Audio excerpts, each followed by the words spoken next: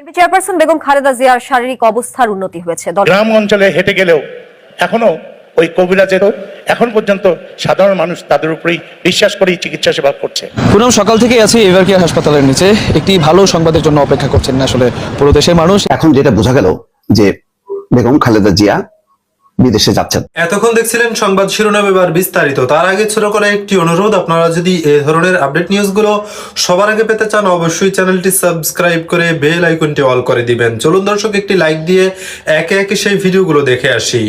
এখন যেটা বোঝা গেল যে বেগম খালেদা জিয়া বিদেশে যাচ্ছেন না যে এটাও নিশ্চিত করে বলা যাচ্ছে না, কিন্তু মানে সবগুলো আলামত বা কথাবার্তা দেখে যা মনে হচ্ছে যে বেগম জিয়ার শারীরিক অবস্থাটা নিয়ন্ত্রণে নেই পুরোপুরি।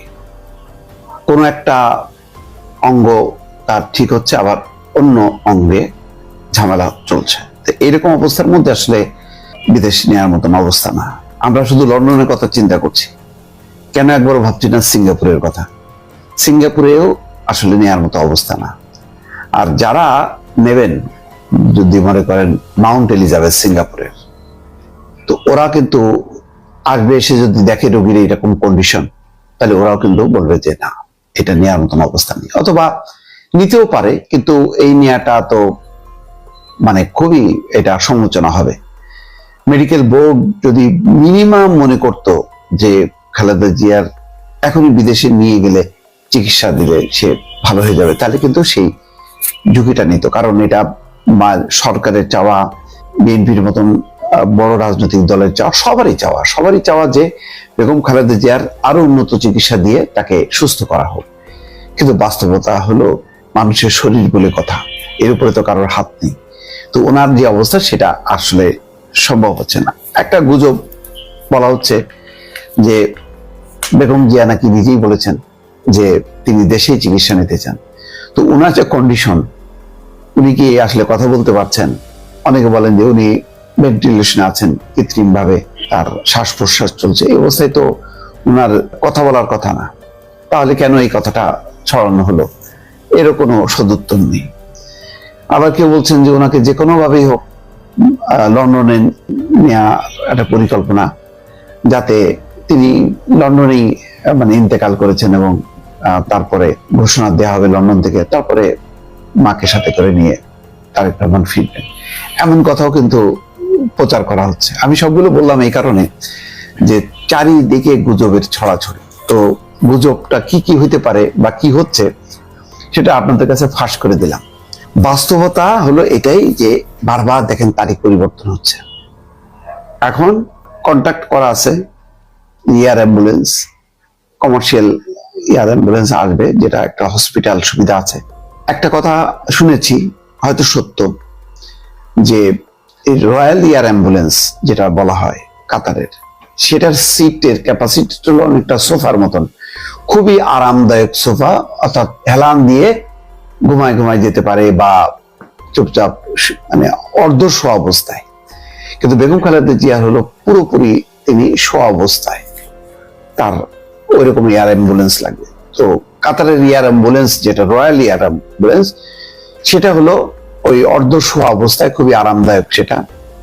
সেখানেও মেডিকেল সব সুবিধা আছে, কিন্তু একেবারে শুয়ে যাওয়ার মতন সেটা না। সেই কারণেই যে এয়ার অ্যাম্বুলেন্স সেটা পরিবর্তন করা হচ্ছে। আমি জানি না এটা নিশ্চিত না। আমি বারবার কিন্তু প্রতিটা কথার পরে আমি বারবার বলি করার কারণে যে আমার কথা চূড়ান্ত ভাবে ধরবেন না। আমি ইনফরমেশন গুলি যা পাচ্ছি সব আপনাদের কাছে দিচ্ছি। আপনারা ওইভাবে কোনো কিছুর উপরে একদম নিশ্চিত হয়ে এটাই এরকম ভাবে গো ধরে বসে থাকবেন না, তাহলে সমস্যা হবে।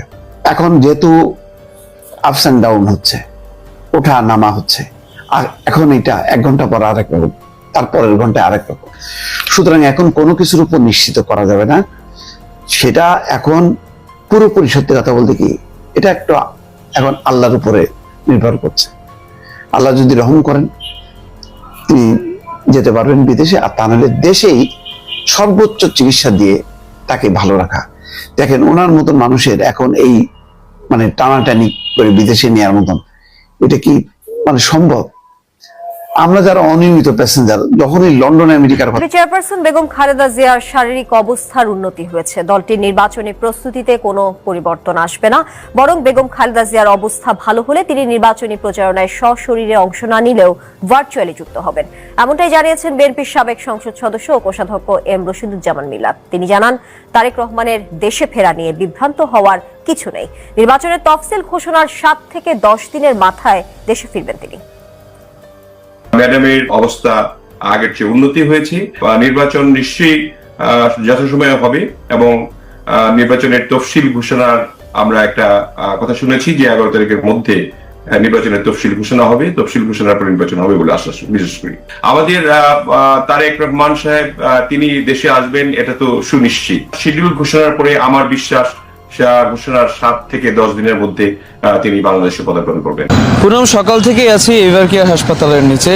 একটি ভালো সংবাদের জন্য অপেক্ষা করছেন না আসলে পুরো দেশের মানুষ, এবং এখানে আসা নেতাকর্মী যারা আসছেন ইদানিং একটু কম, তবে তারা কিন্তু আসলে একটি ভালো সংবাদের আশায় আসেন বারবার, যে বিএনপি চেয়ারপারসন বেগম খালেদা জিয়ার যে শারীরিক অবস্থা, যে অবনতিটা ঘটেছিল এবং সেখানে স্থির হয়ে আছে, সেটা থেকে আসলে একটু উন্নতি হয় কিনা সেই আশায় কিন্তু আসলে তারা আসছেন। প্রত্যেক দিনই দেখা যাচ্ছে অনেকেই আসেন এবং এখানে দোয়া মোনাজাত করেন তার সুস্থতা কামনায়। তবে ভালো সংবাদ বলতে তার যে শারীরিক অবস্থা, সেই অবস্থা নিয়ে এখনো পর্যন্ত কিন্তু আসলে সুসংবাদ দেওয়ার মতো কিছু বলেননি তার ব্যক্তিগত চিকিৎসক ডক্টর AZM জাহিদ হোসেন। গতকাল বিকেল 3টা নাগাদ তিনি সবশেষ তার শারীরিক যে অবস্থা, সেই অবস্থা সম্পর্কে গণমাধ্যমে কথা বলেছিলেন এবং তখন তিনি যেটা জানিয়েছেন যে তাকে আসলে বিদেশে নিয়ে চিকিৎসা দেওয়ার মতো যে শারীরিক অবস্থা থাকা দরকার সেটা এখনো পর্যন্ত হয়নি, এবং পরবর্তীতে সেই সিদ্ধান্ত তার মেডিকেল বোর্ড তার পরামর্শেই নেওয়া হবে এবং তারাই আসলে জানাতে পারবেন আসলে তাকে বিদেশে নিয়ে চিকিৎসা দেওয়া সম্ভব হবে নাকি না।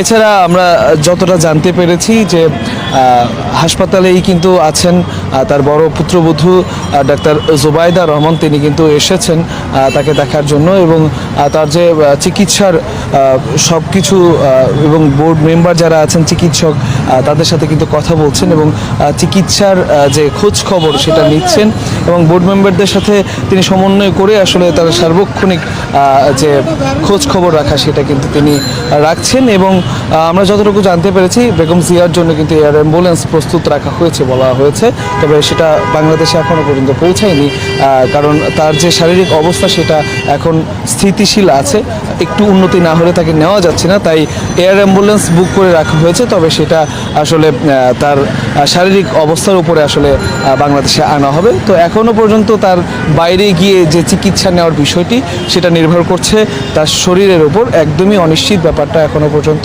আর আজকে সকাল থেকে এখন পর্যন্ত তার যে ব্যক্তিগত চিকিৎসক ডাক্তার AZM জাহিদ হোসেন, তিনি কিন্তু দেখতে পেলেন বিস্তারিত। এ সম্পর্কে আপনাদের মন্তব্য কমেন্টে লিখে পাঠাবেন। ভিডিও ভালো লাগলে চ্যানেলটি সাবস্ক্রাইব করতে ভুলবেন না। এবারের মতো এখানেই বিদায় নিচ্ছি, শীঘ্রই দেখা হবে নতুন কোনো ভিডিও নিয়ে। ততক্ষণ সকলে ভালো থাকুন, সুস্থ থাকুন। আসসালামু আলাইকুম ওয়া রাহমাতুল্লাহি ওয়া বারাকাতুহু।